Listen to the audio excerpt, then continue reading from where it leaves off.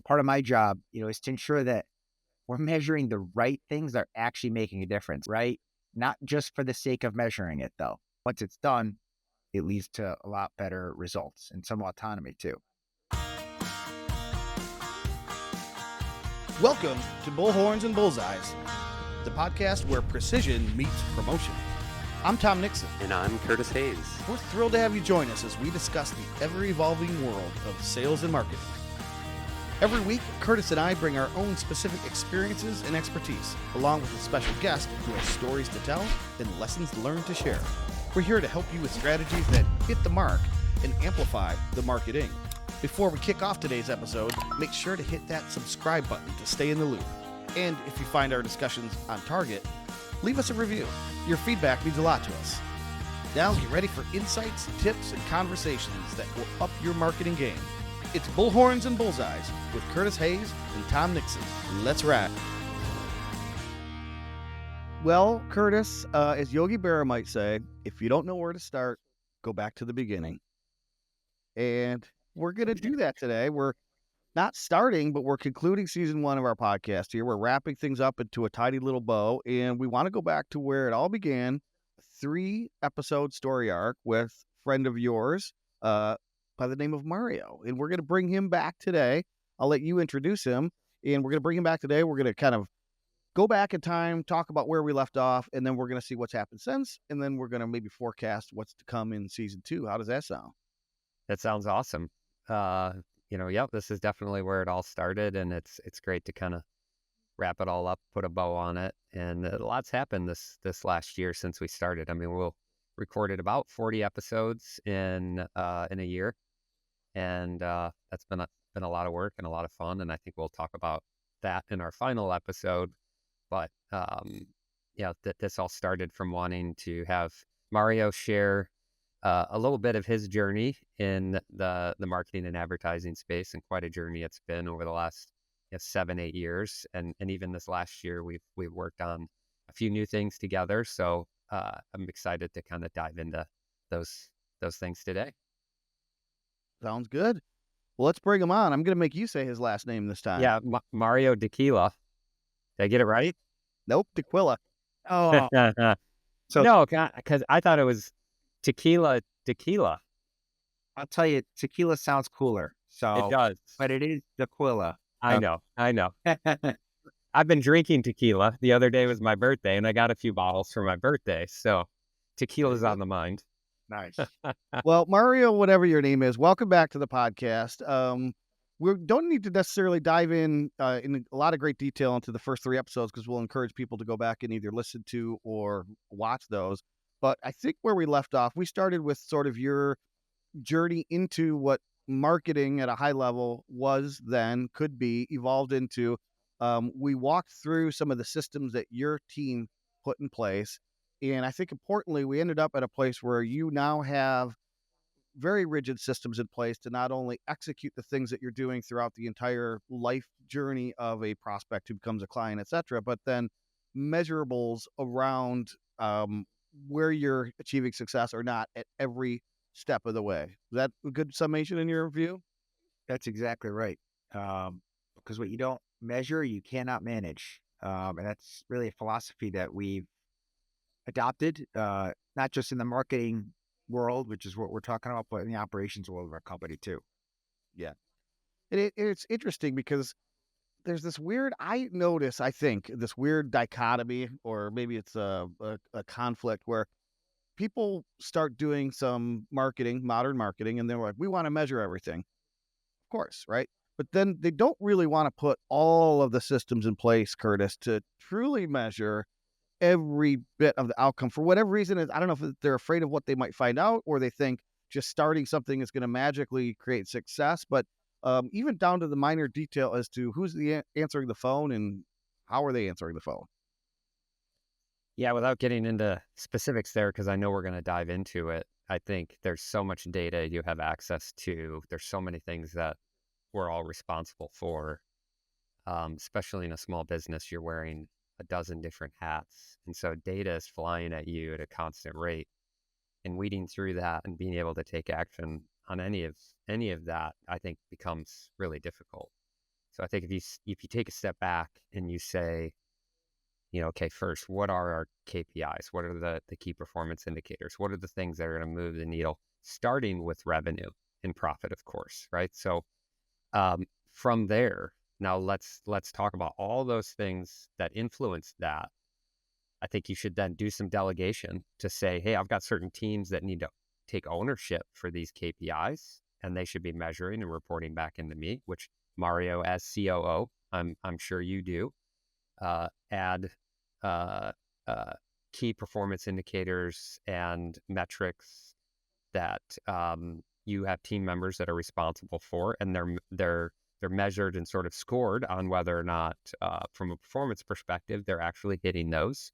But as far as rolling them up to you, you've got to have, as a chief officer in the business, as a leader, as an owner, an understanding of the health of the business and what's happening in specific areas. And then if you see something wrong, then you either need to go to the person who's the leader in that area or go to a consultant. Like in our case, we're doing marketing, and you start asking questions. What's going on here? Let's further look at the data. I'll have clients who care about clicks and impressions and CPCs and all these other things. At the end of the day, they should be caring about revenue.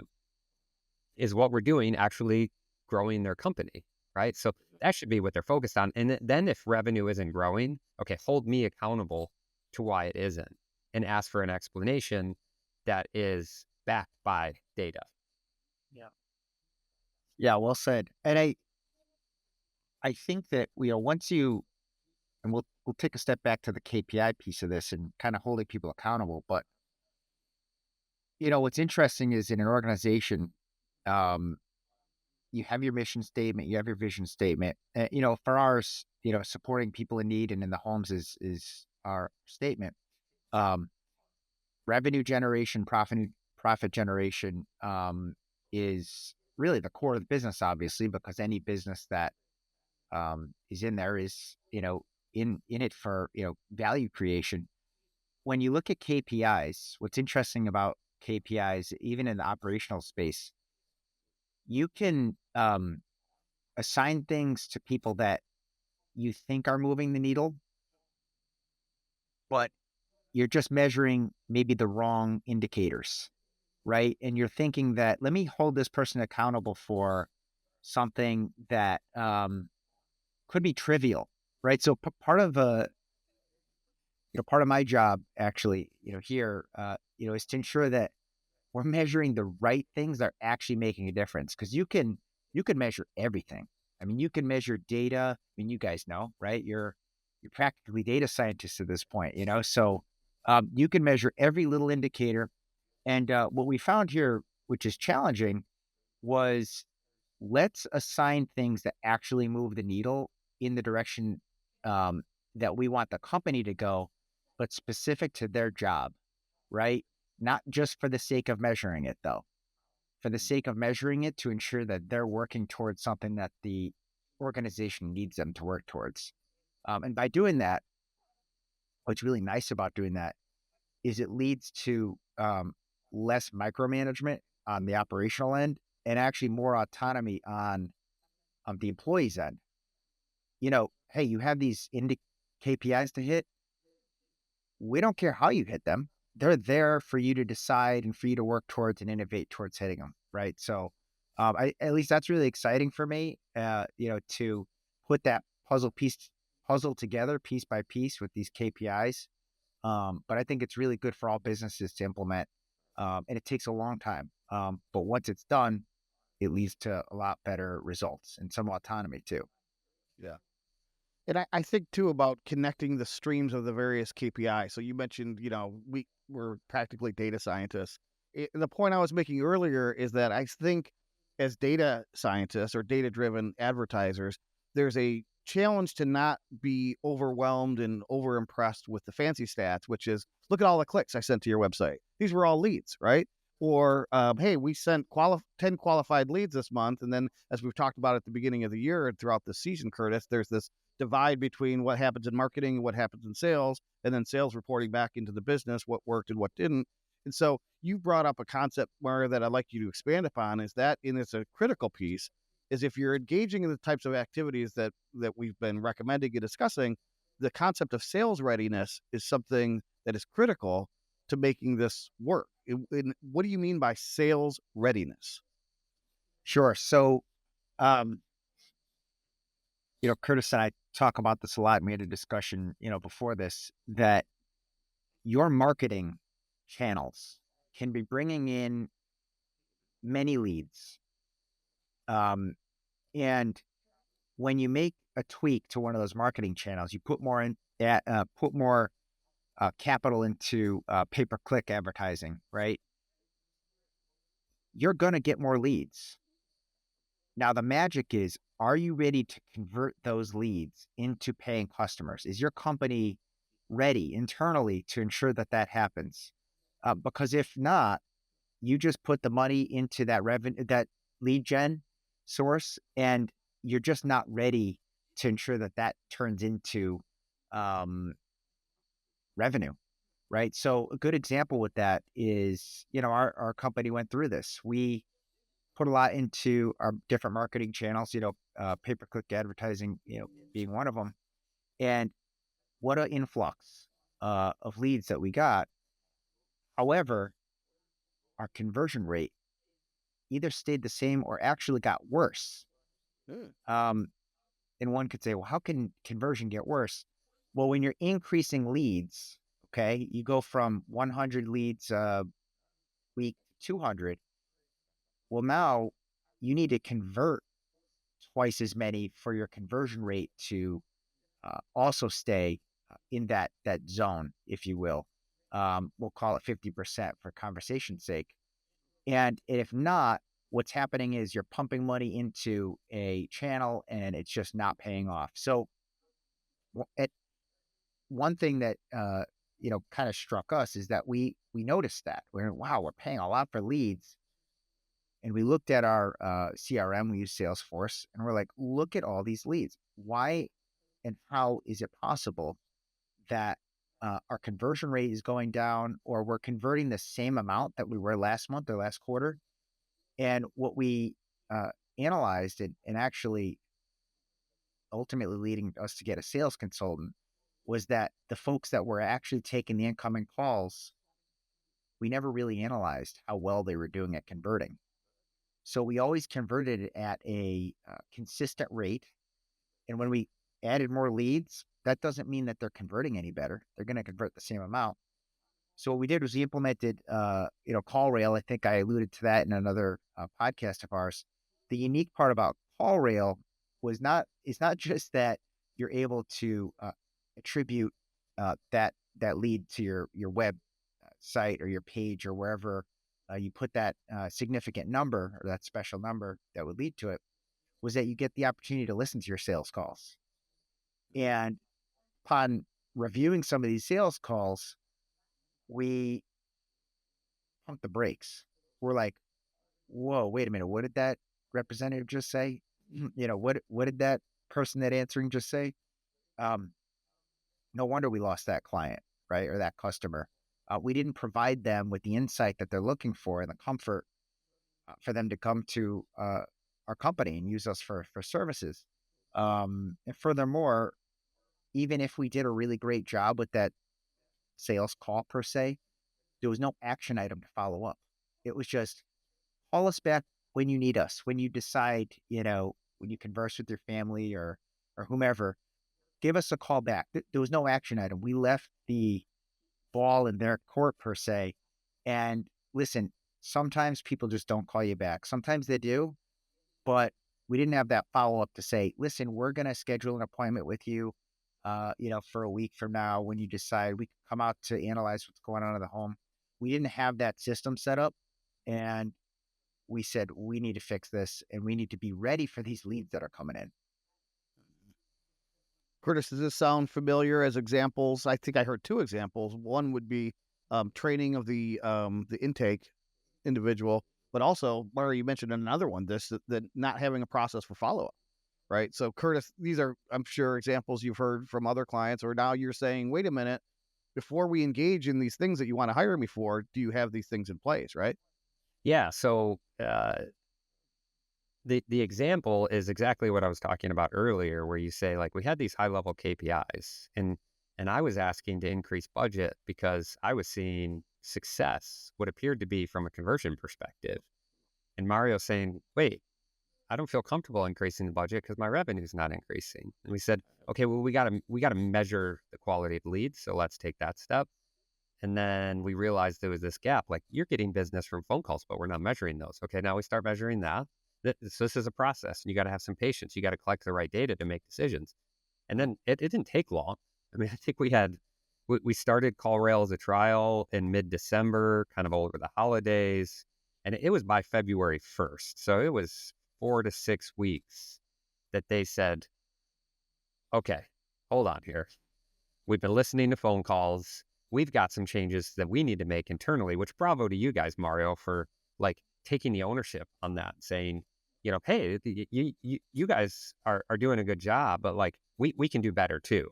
So that's that whole sales and marketing piece. Like, we have to come alongside this together, look at the right data, which isn't about pointing fingers. It's just about where do we find improvement once we're looking at the data to say, okay, this number looks good, but this number down here doesn't look good. So let's look at all the things that happen in between and then figure out where that gap potentially is and where the improvement needs to happen. They said, oh, okay, follow-ups and intake phone calls. And then, guess what? Oh, we start closing more business. Now we feel comfortable increasing conversions. And so the other question you asked me then, Tom, and this lesson that I've really learned, because this was, gosh, has it been 2 years since really we started this? It feels like it. That we're almost coming on to 2 years since we started CallRail, and it's been a process. And I know you guys training is continuous, right? So, and you're going to have some level of turnover, and you've got to bring in new people, and those are factors that you got to be concerned about. But the lesson I learned with this is then questions that I have to start asking new prospects as they come to want to do business with us, who have an expectation, and ask, like, well, if I spend $3,000 a month, how many conversions can you expect that I get? So, well, I can give you a number, but how many do you expect that you could close? And then do you have a system set up that's going to close the deals? Because if you have a 100% close rate and I only bring you 5 leads in a month, that might be pretty good. And you've got a great close rate. So we're happy to pay for those 5 conversions. But if I bring you 20 and you only close 1, like, that's not very good. And then you could point the finger at me that I'm bringing you bad leads, but then I could point the finger at you that says you don't know how to close them. But we could work together to say, okay, let's talk about the types of leads. Let's talk about the types of service they're interested. Let's talk about the process you're taking them through, and then figure out a way to improve that from both a marketing and sales perspective. Yeah. So Mario, what did you learn? You don't have to give us specifics if you don't want to, but you learned obviously in that 4 to 6 week period that there were some things that were revealing themselves. You implemented some changes, and then what was the result? Yeah, I could give you specifics actually, because I think it's really important that we talk about it, because these were the steps that we went through, and the results can speak for themselves. So what we did was we realized the issue. We're like, okay, our operators, our folks that are taking these calls, just aren't, they're just not converting in the way we want them to. They're not conversing with the client with the way that we want them to. Not all of them, by the way. Some of them were excellent, but some were not excellent, right? So what we said collectively is, let's get everybody to be at a level of excellence that we would accept, right? Because we're bringing in leads, we're spending, capital to ensure that these leads are coming in. Let's just make sure that these folks are prepared and that we invest in them. Because our investment in these guys, in our intake specialists and anybody answer the phone, our investment in them is an investment in the company, and that equals a return on our spend. So what we did was, right away we actually did some research on a sales consultant, right? And you guys should have him on the show sometime. He was fantastic. And we, hired him, and we said, here's what's going on in our company, right? So what he said was, send me some of the transcripts of your sales calls, right? Send me ones that you think are good. Send me ones that aren't good. Send me ones that you don't even know if the customer ever called back or not. Just send me a bunch, right? And what he did was he analyzed these in aggregate, and he used his own framework to more or less create presentation for us, in which was difficult for some to attend, because he said, okay, I'm going to pick on two people. Okay. And, uh, you know, we're going to, we're going to self-reflect here on how they're doing. It's not going to be comfortable. They're not going to like me after this. Right. But he said, I promise you one thing, they will be some of the best salespeople that you have after this. My methods are unconventional, but you know what? Let's do it. So, we had these meetings, this one meeting with this sales guy, and we played the call, and he's like just segmented it, he piece by piece, and really was hypercritical of every little piece that this person said. We did it for them. They were shrinking in their chair. You felt uncomfortable, very uncomfortable. Like, I was uncomfortable. They weren't reviewing my call. This was somebody else's call. Everybody in the room was uncomfortable about it. The person was red in the face. They picked on another person, as well. And he said, went through that presentation, and he said, here's what you could have done. And he said, here's what you need to do in the future. You need to have a sales call meeting every single week now. And I'm putting somebody in charge. He put our sales and marketing director, in charge to follow this recipe that works, right? There is a recipe that works on the phone with customers. Empathy is important, by the way. You need to feel what they're feeling. That was one thing that he analyzed and said, listen, you have people answering the phone that aren't empathetic, right? That's a big deal to customers, especially in our space, by the way. We're selling a service. It's a very delicate time in people's lives. So we went through that. They hated him. They were like, please don't have him come back. Like, it's embarrassing, blah, blah, blah.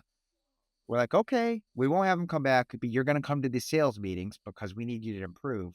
And if you don't, we're having him come back, right? I'll tell you that they have improved so significantly that the folks that he picked on initially, picked on, are now the best people on our intake calls. The best. They're incredible. They're better than the people that were really good, right? So that self-reflect, you look in the mirror and you go, okay, I can either improve what I see, or it's good enough, right? And what he did was he put that in front of them. He had some steps, and then we did this weekly, right? So some folks are like, I just don't have time for that. I don't have time to review this stuff weekly. We're like, we don't have time for you not to do this. You have, this is revenue that we could have had, that now we're ensuring that we get in the future, right? With this investment in our marketing, now we're investing you in your sales readiness. So I can tell you that has improved us. I'll tell you, there's been 100% improvement on our sales readiness at this point. And every new hire, we send them through the same process now. We'll let them know, it is uncomfortable, but after a while, you want to hear yourself speak, and you want to be self-critical now. You can start to grade yourself based on these criteria. And that's what our folks have been doing ever since. And I highly recommend it. And the conversion rate, I got to imagine, just went through the roof, I would imagine. Or at least Well, you what I saw could significant share improvement. is there's a 40% increase in our marketing efficiency ratio since doing this, right? So and we haven't changed a whole lot on the marketing side. So still the same website, still the same, core business services. Like those things really haven't changed. There's better data off the qualified leads and converted leads that we've been giving Google, but I think a lot of people are actually struggling in the Google Ads platform with CPCs going up and, those types of things. We're actually seeing clients see conversion rates go down, or prospects coming to us that say, we're working with an agency, our conversion rates are down, our return on ad spend is down, all these things. And yet over the last 2 years, we've really seen in assisted living's case that they're, for every dollar they spend, they're making 40% more from a marketing perspective than they were previously. So it's huge. Wow. Yeah. Absolutely huge. And then it allows you to invest in new things, which hopefully we get to talk about a little bit today. Yeah, invest in new things with confidence. Right.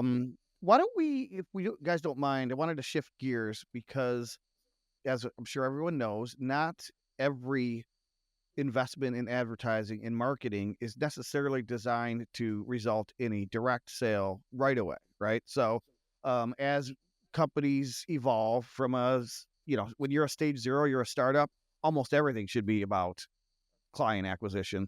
But as you grow and as you evolve, you think about how big brands operate, just to, put on the very other end of the spectrum from a startup. And you see a commercial for a Range Rover, right? Some aspirational premium product. The expectation is not that we're going to put an ad on this Sunday football game and later that afternoon, somebody's going to go out and buy a Range Rover, right? That's just not how auto sales work, right? You have to be in market. You have to be the right type of product or consumer who can afford that level of a car. But they're constantly investing in brand building, which is a different form of marketing and does not have necessarily all of these clear attributable KPIs that says we put the coin in the slot and the gumball machine came out. And as you're evolving, Mario, tell us what's happened since our first 3 episodes. Maybe you started to think about additional approaches to building your brand, and where is the company now and where do you want it going forward? Sure. Yeah, we are beginning to notice that we provide more than just our service, right? Which is home care in the home. We want to be a resource now, right? We're investing in becoming a resource for our customers in the future.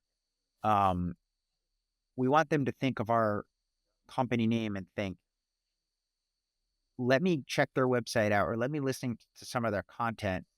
And although I don't need their services right now, I'm learning something, right? About home care, about the funding sources, about what to do in an emergency, what to do as my parents age or as I age.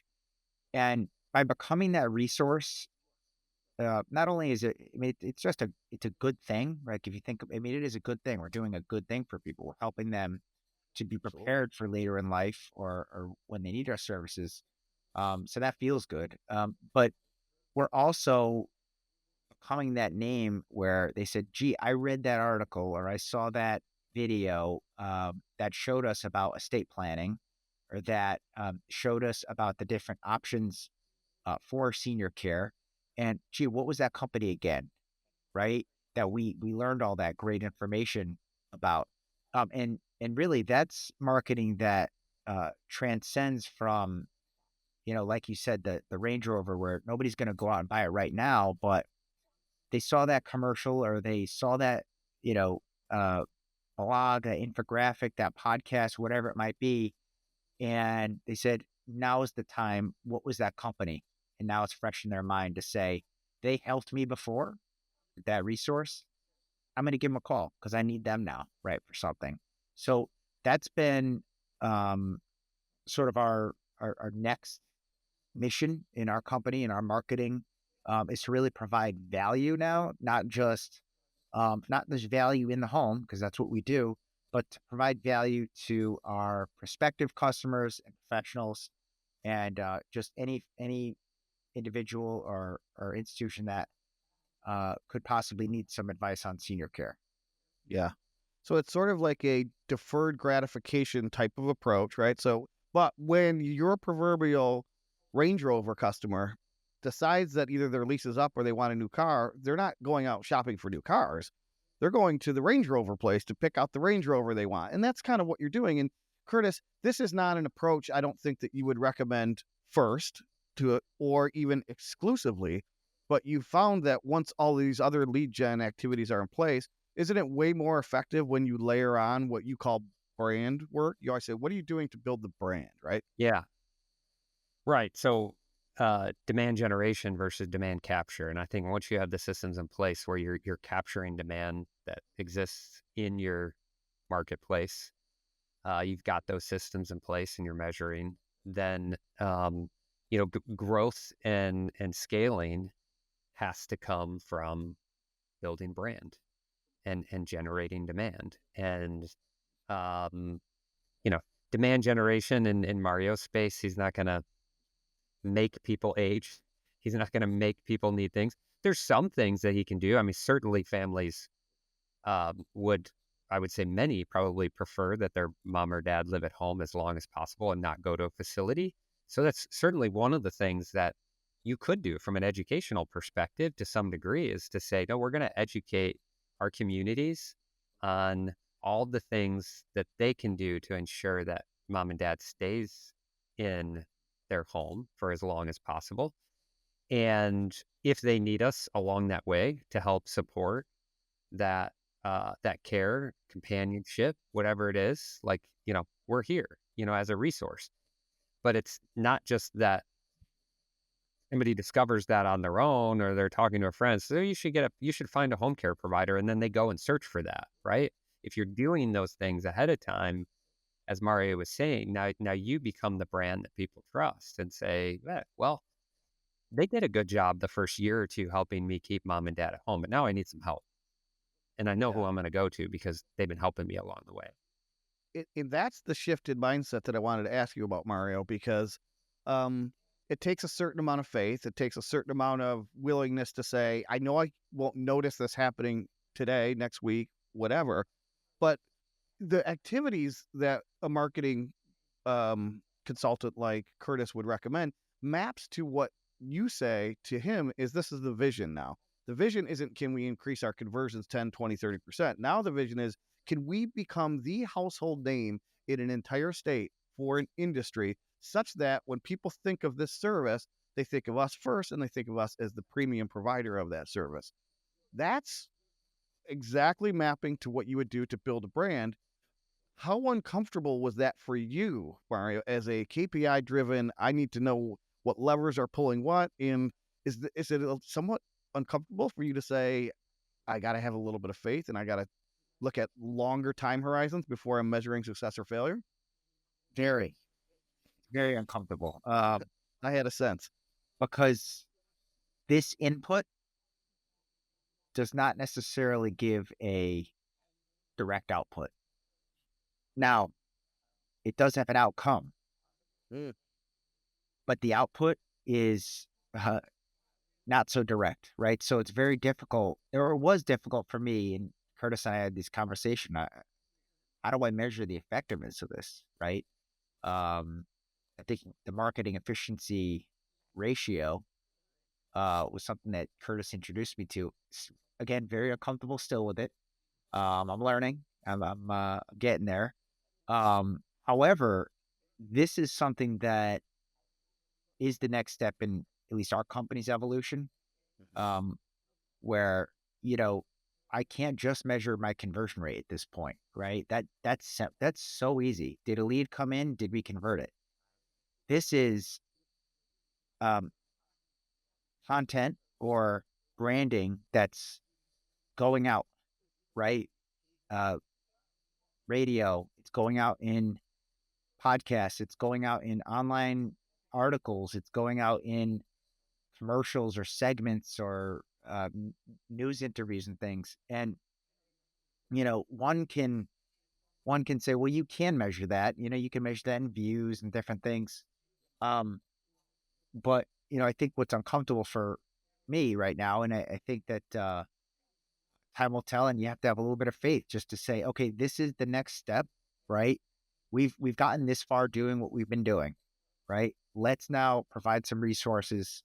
Let's provide that value add, and let's give back, hoping that some of this could potentially come back to the company to expand our mission. So yeah, it's a little bit of faith that you have to have in the process. The good news is there are some metrics, right, that Curtis is teaching me a little bit about, like the marketing efficiency ratio. and such. So that's more comforting for somebody like me who need to measure to Yeah. manage. Well, I'll just say, Curtis, I'm not a management consultant, but I do know that there are natural phases that you could read about in Econ 101 that companies go through, stages, stage 0, stage 1, stage 2, stage 3, you become enterprise. The one thing I do know is it's very unlikely that you will evolve from stage 2, which I think is where your company is currently, Mario, to stage 3 if you only do stage 2 tactics, right? If you're not going to operate like the big brands that are already where you want to go, then it's going to be very difficult to just keep piling on more of the same stuff that you're doing at stage 2 and expect it's just going to naturally happen. Do you agree, Curtis? Yeah. Oh, yeah. Yeah. I wasn't sure if you were asking me or Mario, but totally. So the when you have a profitable business and you're seeing a return on your investment from your advertising, and you're in a comfortable spot that you can reinvest, and that's where it's key in measuring that marketing efficiency ratio. Then you can invest in the branding side, and then the key that Mario was just talking about there and measuring that marketing efficiency ratio. The key thing you have to look at is time, because when you do branding, you don't have that direct output, so you have to basically, annotate when you're making changes across a timeline and measure the efficiency of your marketing spend across that, knowing you might increase spend, here. But if you see, while other things stay the same, an increase in revenue happening 2 quarters later, then there's a good chance that the branding that you did 6 months prior is actually helping to support what's happening here. Now, if you see that graph start to go down, right, so then you need to say, okay, our marketing, either we haven't waited long enough, or our marketing and branding isn't doing what it was supposed to do. And so we better change that up. We better stop radio and shift over to TV, or we better stop TV and do this over here. So that's important. And totally, you're going to tap out from a demand capture perspective. If there's 100 people in a room that need your service, that need the service that you offer, and they go and they do a Google search, you're going to get some percentage of those people that come through, and then your competitors are going to get other. That's way different than somebody going to Google and searching your brand name. And when they go and they search your brand name, guess what? The 95% of the time they're clicking your website and they're calling you. And that's really when you want, right? When they're searching you. If I have an affinity for a specific pair of shoes, I'm not shopping for shoes on Amazon or on Google. I'm going and looking up that brand and looking at the new, runners they have for this season. Yeah. I'm searching that specific brand itself. So yeah, that's when you've won and you've got to that next stage. That's the ultimate outcome, is to eliminate the competition at the point of search, right? And so that's why you're doing all this stuff. My friends ask me, why would Quick Lube place sponsor a stadium, a football stadium?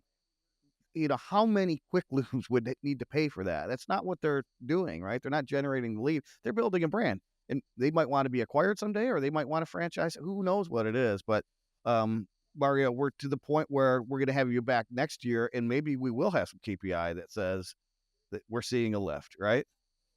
So that's my final thought. Mario, any final thoughts from you in terms of somebody who might sense that they're kind of at the same place where they are considering taking the next step? Lead gen's in a good place, lead capture, sales is in a good place.